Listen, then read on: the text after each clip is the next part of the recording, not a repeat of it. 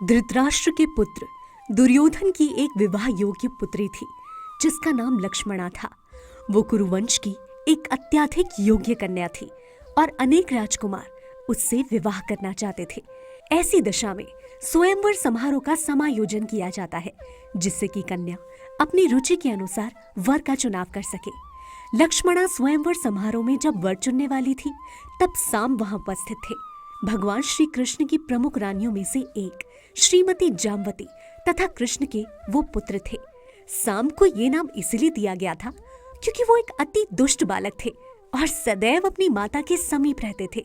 सांब नाम ऐसे पुत्र की ओर संकेत करता है जो अपनी माता का अत्यधिक दुलारा होता है। अंबा का अर्थ है माता और स का अर्थ है साथ। इसलिए साम को ये विशेष नाम दिया गया था क्योंकि वो सदैव अपनी माता के साथ रहता था। इसी कारण वो जामवती सूत से भी विख्यात थे। जैसा कि पहले ही स्पष्ट किया जा चुका है, श्री कृष्ण के सभी पुत्र अपने महान पिता भगवान श्री कृष्ण के समान ही योग्य थे। वैसे तो लक्ष्मणा साम से विवाह करने को इच्छुक नहीं थी, फिर भी साम दुर्योधन सुता लक्ष्मणा को प्राप्त करना चाहता था। इसलिए साम ने स्वयंवर सभा से बलपूर्वक लक्ष्मणा का अपहरण कर लिया। क्योंकि साम सभा से लक्ष्मणा को बलपूर्वक ले गया, इसलिए धृतराष्ट्र, भीष्म, विदुर, दुर्योधन और अर्जुन आदि कुरुवंश के सभी सदस्यों ने इसे अपनी पारिवारिक परंपरा का अपमान समझा कि किशोर सांब ने उनकी पुत्री का अपहरण कर लिया। उन सबको ज्ञात था कि सांब को वरण करने में लक्ष्मणा की तनिक भी अभिरुचि नहीं है। उसे अपने पति का स्वयं चुनाव करने का अवसर नहीं दिया गया, अपितु इसके स्थान पर ये किशोर उसे बलपूर्वक उठा के ले गया। इसलिए उन्होंने निश्चय किया कि उसे दंड देना चाहिए। उन्होंने एक मत होकर घोषणा की कि साम अत्यंत धृष्ट है और उसने कुरुओं की कुल परंपरा का अपमान किया है। इसलिए कुरु परिवार के वयोवृद्धों के परामर्श के अधीन उन सब ने उस किशोर का वध न करते हुए उसे बंदी बनाने का निश्चय किया। उन्होंने निष्कर्ष निकाला कि लक्ष्मणा का विवाह अब साम के अतिरिक्त अन्य किसी युवक से नहीं किया जा सकता, क्योंकि साम ने पहले ही उसका स्पर्श कर लिया है। भीष्म जैसे वयोवृद्ध परिवार के सदस्य उसे बंदी बनाना चाहते थे। साम को पाठ पढ़ाने के लिए कुरुवंश के समस्त सदस्य, विशेष रूप से महान योद्धागण एक हो गए और इस छोटे से युद्ध के लिए कर्ण को सेनापति बनाया गया। जब साम को बंदी बनाने की योजना बनाई जा रही थी, तब कौरवों ने आपस में विचार किया कि उसके बंदी होने पर यदुवंशी उनसे अत्यंत क्रोधित हो जाएंगे। ऐसी संभावना भी थी कि यदुवंशी इस चुनौती को स्वीकार करके उनसे युद्ध छेड़ दे, किंतु वो ये भी सोचने लगे, यदि वो यहाँ युद्ध करने के लिए आए तो भी वो क्या कर सकेंगे। यदुवंशी कुरुवंशियों की समता नहीं कर सकते हैं, क्योंकि कुरुवंश के राजा सम्राट हैं, जबकि यदुवंश के राजा केवल अपनी भू संपत्ति का उपयोग कर सकते हैं। कौरवों ने सोचा, यदि अपने पुत्र के बंदी होने के कारण वो हमें चुनौती देने यहाँ आए तो हम भी युद्ध की चुनौती स्वीकार कर लेंगे। हम सब उन्हें ऐसा पाठ पढ़ाएंगे कि दबाव में आकर अपने आप उनका दमन हो जाएगा, जैसा कि प्राणायाम की योगिक प्रक्रिया के द्वारा इंद्रियों का दमन हो जाता है। भीष्म और धृतराष्ट्र जैसे कुरुवंश के वयोवृद्ध सदस्यों से परामर्श करने और उनकी अनुमति प्राप्त करने के उपरांत कर्ण, शल, भूरिश्रवा, यज्ञकेतु और कन्या के पिता दुर्योधन आदि महान योद्धाओं ने, जो महारथी कहलाते थे, उन सबसे महान योद्धा भीष्मदेव के मार्गदर्शन में किशोर सांब को बंदी बनाने का प्रयास किया। उनकी युद्ध कुशलता के अनुसार योद्धाओं का विभिन्न स्तरों में वर्गीकरण किया जाता है। उनमें महारथी, एक रथी और रथी नामक वर्ग भी है। ये महारथी अकेले ही सहस्त्रों पुरुषों से युद्ध कर सकते थे। सांब को बंदी बनाने के लिए वो सब एक हो गए। सांब भी एक महारथी था, किंतु अकेला था और उसे 6 अन्य महारथियों से युद्ध करना था। फिर भी जब उसने कुरुवंश के समस्त महान योद्धाओं को उसे बंदी बनाने के लिए अपने पीछे आते हुए देखा तो वो भयभीत नहीं हुआ। वो एकाकी ही उनकी ओर मुड़ा और अपना उत्तम धनुष लेकर उसी मुद्रा में खड़ा हो गया जैसे अन्य पशुओं के सम्मुख सिंह दृढ़ता पूर्वक खड़ा रहता है। कर्ण उस टुकड़ी का नेतृत्व कर रहे थे और उन्होंने सांब को चुनौती दी, भाग क्यों रहे हो, खड़े रहो, हम तुम्हें पाठ पढ़ाएं। जब एक क्षत्रिय दूसरे को खड़े रहकर युद्ध करने की चुनौती देता है, तब वो क्षत्रिय जान ही सकता है उसे अवश्य ही युद्ध करना होता है। इसलिए जैसे ही सांब ने चुनौती स्वीकार की और अकेला ही उनके सम्मुख खड़ा हुआ, उन समस्त महान योद्धाओं ने उस पर एक साथ बाण वर्षा आरंभ कर दी।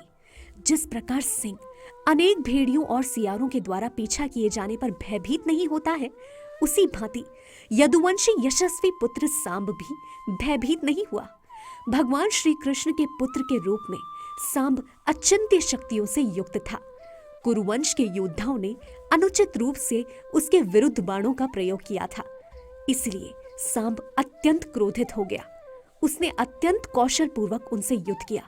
सर्वप्रथम उसने 6 सारथियों को 6 अलग अलग बाण मारे।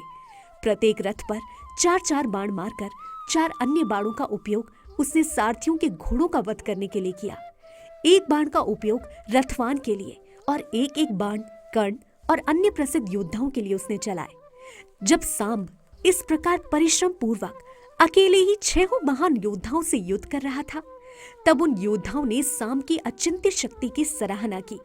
युद्ध के मध्य भी उन्होंने स्पष्ट रूप से स्वीकार किया कि वो किशोर सांब अद्भुत था, किंतु क्षत्रिय योचित रीति से युद्ध चलता रहा और वैसे तो ये अनुचित था।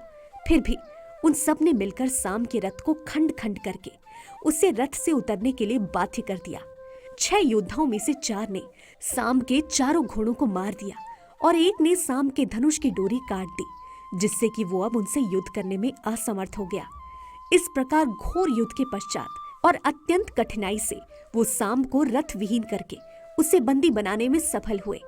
इस तरह कुरुवंश के योद्धा विजयी होकर अपनी पुत्री लक्ष्मणा को उससे छीन ले आए। इसके अतिरिक्त अपनी विजय पर उल्लासित होते हुए उन्होंने हस्तिनापुर में प्रवेश किया। महर्षि नारद ने तत्काल ही यदुवंश को ये सूचना पहुंचाई कि सांब बंदी बना लिया गया है। उन्होंने यदुवंशियों को समस्त कथा सुनाई। सांब के बंदी बनाए जाने पर और विशेष रूप से 6 योद्धाओं द्वारा अनुचित रीति से उसके बंदी बनाए जाने पर यदुवंशी अत्यधिक क्रोधित हो गए। इसलिए यदुवंश के राजा उग्रसेन की अनुमति प्राप्त करके वो कुरुवंश की राजधानी पर आक्रमण करने को तत्पर हुए। वैसे तो भगवान श्री बलराम को भली भांति ज्ञात था कि कलयुग में लोग छोटी सी बात पर युद्ध करने को तत्पर रहते हैं। फिर भी उन्हें यह विचार रुचिकर नहीं लगा कि कलयुग से प्रभावित होने पर भी 2 महान वंश कुरुवंश और यदुवंश परस्पर युद्ध करें। उन्होंने बुद्धिमत्ता पूर्वक विचार किया, उनसे युद्ध करने के स्थान पर मुझे वहां जाकर स्थिति का निरीक्षण करने की अनुमति दीजिए। मुझे प्रयास करने दीजिए कि ये विवाद परस्पर समझौते के द्वारा समाप्त कर दिया जाए। बलराम जी का विचार था कि यदि कुरुवंश सांब को उनकी पत्नी लक्ष्मणा सहित मुक्त करने पर सहमत हो जाए तो युद्ध से बचा जा सकता है।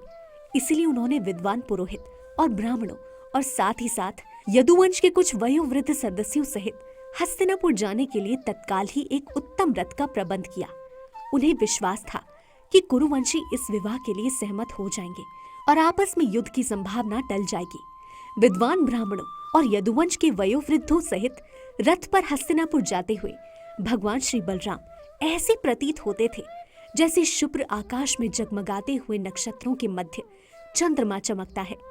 जब भगवान श्री बलराम हस्तिनापुर की सीमा पर पहुंचे तब उन्होंने नगर में प्रवेश नहीं किया, बल्कि वो एक छोटे से उद्यान गृह में ठहरे। तत्पश्चात उन्होंने उद्धव जी से कहा कि वो कुरुवंश के प्रमुखों से भेंट करके उनसे पूछें कि वो यदुवंश से युद्ध करना चाहते हैं या समझौता करना चाहते हैं। उद्धव जी कुरुवंश के प्रमुखों से भेंट करने गए और उन्होंने भीष्मदेव, धृतराष्ट्र, द्रोणाचार्य, बलि, दुर्योधन सहित समस्त प्रमुख सदस्यों से भेंट की। उन्हें यथोचित प्रणाम करने के उपरांत उद्धव जी ने उन्हें बताया कि भगवान श्री बलराम नगर द्वार के बाहर उद्यान में आ चुके हैं। कुरुवंश के प्रमुख विशेष रूप से धृतराष्ट्र और दुर्योधन अत्यंत हर्षित हो गए, क्योंकि उन्हें भली भांति ज्ञात था कि भगवान श्री बलराम उनके परिवार के एक महान शुभचिंतक हैं। ये समाचार सुनकर उनके हर्ष की सीमा न रही, इसलिए उन्होंने तत्काल ही उद्धव जी का स्वागत किया। भगवान श्री बलराम का उचित रूप से स्वागत करने के लिए उन्होंने अपने हाथों में अनेक स्वागतार्थ शुभ सामग्री ली और उनसे भेंट करने नगर द्वार के बाहर गए। अपने अपने पद के अनुसार उन्होंने भगवान श्री बलराम को उत्तम गाय और अर्घ देकर उनका स्वागत किया। उन सबको ज्ञात था कि भगवान श्री बलराम ही श्री भगवान है, इसलिए उन्होंने श्री भगवान के सम्मुख अत्यंत आदर पूर्वक सिर झुकाकर प्रणाम किया। परस्पर एक दूसरे का सुख समाचार पूछकर उन्होंने एक दूसरे का स्वागत किया और जब वो औपचारिकता पूर्ण हो गई तब भगवान श्री बलराम ने गंभीर स्वर में और अत्यंत धैर्यपूर्वक उनके सम्मुख निम्नांकित शब्द विचारार्थ प्रस्तुत किए। प्रिय मित्रों, इस समय में सर्वशक्तिमान राजा उग्रसेन का आदेश लेकर एक दूत के रूप में आपके समीप आया हूं, इसलिए कृपया आप ध्यानपूर्वक सावधानी से यह आदेश सुनिए। कृपया एक क्षण भी नष्ट ना करके तत्काल आदेश को पूर्ण करने का प्रयास कीजिए। राजा उग्रसेन को भली भांति ज्ञात है कि कुरुवंश के आप योद्धाओं ने अकेले साम से अनुचित रूप से युद्ध करके उसे बंदी बना लिया है। उसे बंदी बनाने में आपको अत्यंत कठिनाई उठानी पड़ी और व्यूह रचना करनी पड़ी। हम सबने ये समाचार सुना है, किंतु हम अधिक उद्विग्न नहीं हुए क्योंकि हमारे परस्पर अत्यंत घनिष्ठ संबंध है। मेरे विचार में हमें अपने अच्छे संबंधों को बिगाड़ना नहीं चाहिए। हमें अनावश्यक युद्ध ना करके अपनी मैत्री स्थिर रखनी चाहिए। इसलिए कृपया साम को तत्काल मुक्त कर दीजिए और उसकी पत्नी लक्ष्मणा सहित उसे मेरे समक्ष ले आइए। जब भगवान श्री बलराम ने शौर्यपूर्ण अधिकार, श्रेष्ठता तथा वीरता युक्त आदेशपूर्ण स्वर में ये शब्द कहे, तब उनके कथन कुरुवंश के प्रमुखों को रुचिकर नहीं प्रतीत हुए। इसके विपरीत वो सब उद्वेलित हो उठे और अत्यंत क्रोध से उन्होंने कहा, ओह, ये शब्द चकित करने वाले हैं, किंतु कलयुग के अनुकूल ही हैं। अन्यथा बलराम इस प्रकार निंदनीय रीति से कैसे बोल सकते थे? बलराम जी के द्वारा प्रयुक्त भाषा और शैली अपमानजनक है और ऐसा प्रतीत होता है कि इस युग के प्रभाव के कारण पैरों के लिए उपयुक्त पादुका सिर पर चढ़ना चाहती है, जहां मुकुट धारण किया जाता है। यदुवंश से हमारा संबंध विवाह के कारण है और इसी कारण उन्हें हमारे साथ निवास करने, भोजन करने और शयन करने का अवसर दिया गया है। अब वो इन विशेषाधिकारों का लाभ उठाने लगे हैं। जब हमने उन्हें राज्य करने के लिए अपने राज्य का एक भाग दिया, उससे पूर्व उनका कोई स्थान नहीं था और अब वो हमें ही आदेश देने का प्रयास कर रहे हैं। हमने यदुवंश को चंवर, पंखा, शंख, श्वेत छत्र, राजमुकुट, राज सिंहासन, आसन, पलंग और राजवंशों के लिए उपयुक्त प्रत्येक राज चिन्ह का उपयोग करने दिया। उन्हें ऐसी राजसी सामग्री का प्रयोग हमारी उपस्थिति में नहीं करना चाहिए था, किंतु हमने अपने पारिवारिक संबंध का ध्यान करके उन्हें नहीं रोका। अब वो हमें ही आदेश देने की धृष्टता कर रहे हैं। उनकी धृष्टता की सीमा समाप्त हो गई। अब हम उन्हें आगे इस प्रकार कार्य करने की अनुमति नहीं दे सकते हैं, ना ही अब हम उन्हें इन राज चिन्हों का उपयोग करने देंगे। इन सब वस्तुओं को उनसे छीन लेना ही सर्वोत्तम होगा। सर्प को दूध पिलाना अनुचित है, क्योंकि ऐसे दयापूर्ण कार्य उसके विष में वृद्धि ही करता है। यदुवंशियों ने जिस थाली में खाया, अब वो उसी में छेद करने का प्रयास कर रहे हैं। उनकी संपन्न स्थिति हमारे उपहारों और दयापूर्ण व्यवहार के कारण ही है। फिर भी वो इतने निर्लज्ज हैं कि हमें ही आदेश देने का प्रयास कर रहे हैं। ये सब कार्यकलाप कितने खेदपूर्ण हैं। यदि भीष्म, द्रोणाचार्य और अर्जुन जैसे कुरुवंश के सदस्य अनुमति न दे, तो इस विश्व में कोई भी किसी वस्तु का उपभोग नहीं कर सकता है। जैसा कि सिंह की उपस्थिति में मेमना जीवन का उपभोग नहीं कर सकता है, उसी भांति हमारी इच्छा के बिना स्वर्ग के राजा इंद्र आदि देवताओं के लिए भी जीवन में आनंद उठाना संभव नहीं है। फिर साधारण मानवों का तो कहना ही क्या। वस्तुतः कुरुवंश के सदस्य अपने ऐश्वर्य, राज्य, कुलीनता, पारिवारिक परंपरा, महान योद्धाओं, परिवार के सदस्यों और विशाल साम्राज्य के कारण अत्यंत गर्वोन्मत्त हो गए थे। उन्होंने सभ्य समाज की सामान्य औपचारिकता का भी पालन नहीं किया और भगवान श्री बलराम की उपस्थिति में यदुवंश के लिए अपमानजनक शब्द कहे। इस प्रकार शिष्टाचार विहीन रीति से वार्तालाप करते हुए वो अपने नगर हस्तिनापुर लौट गए। वैसे तो भगवान श्री बलराम ने उनके अपमानजनक शब्दों को धैर्यपूर्वक सुना और उनके असभ्य व्यवहार को चुपचाप सहा। फिर भी उनकी आकृति से ये स्पष्ट हो गया कि वो क्रोध से जल रहे हैं और अत्यंत प्रतिहिंसा पूर्वक प्रतिशोध लेने का विचार कर रहे हैं। उनके शरीर की आकृति इतनी उद्विग्न हो गई कि किसी के लिए भी उनकी ओर देखना कठिन था। वो उच्च स्वर में हंसे और बोले, ये सत्य है कि यदि कोई व्यक्ति अपने परिवार, ऐश्वर्य, सौंदर्य और भौतिक प्रगति के कारण अत्यंत गर्वोन्मत्त हो जाता है, तब उसे शांतिपूर्ण जीवन की इच्छा नहीं रहती। वो अन्य सबके प्रति वैर भाव रखता है।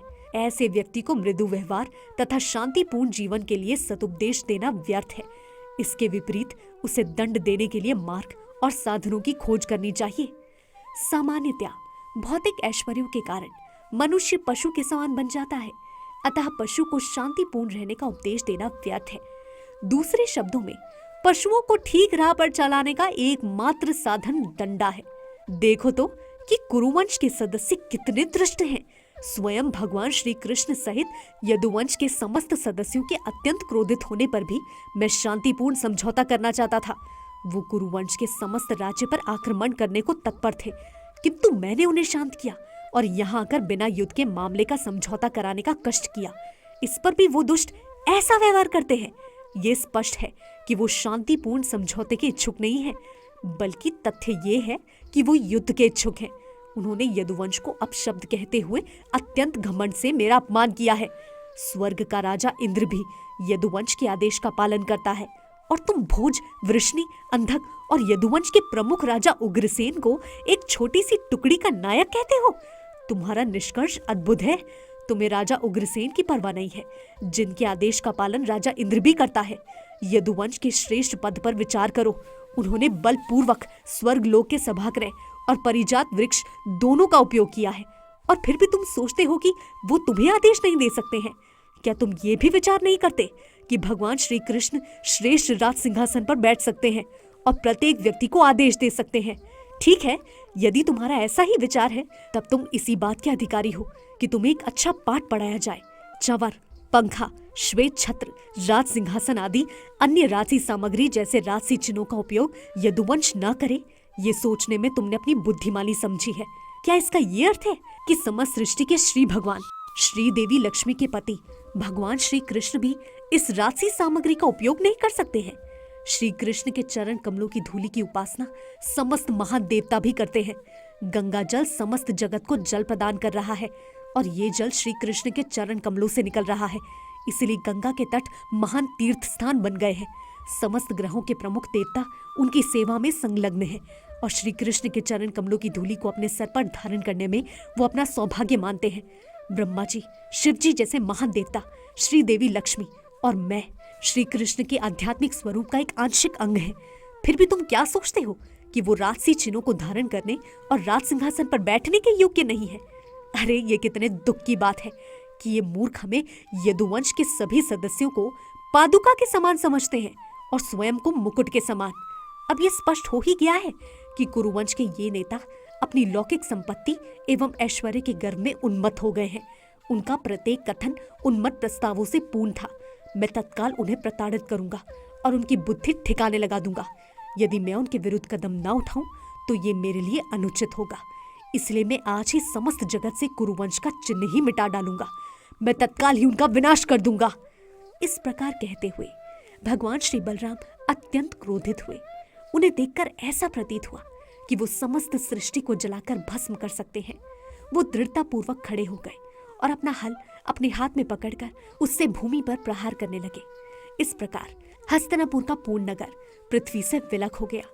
तत्पश्चात भगवान श्री बलराम इस नगर को गंगा नदी की जलधारा की ओर घसीटने लगे। इस कारण पूरे हस्तिनापुर में ऐसा कंपन हुआ जैसे भूकंप आ गया हो, और ऐसा प्रतीत हुआ कि समस्त नगर छिन्न भिन्न हो जाएगा।